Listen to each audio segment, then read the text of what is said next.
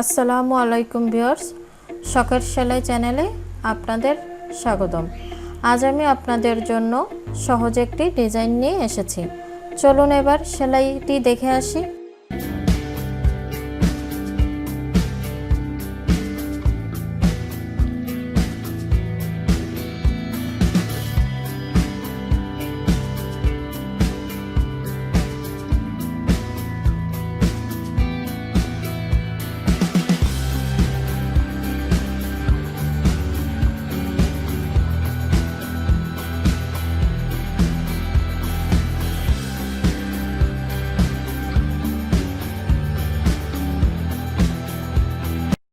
আমি এই সম্পূর্ণ সেলাইটিতে 2 তার সুতাই ব্যবহার করেছি।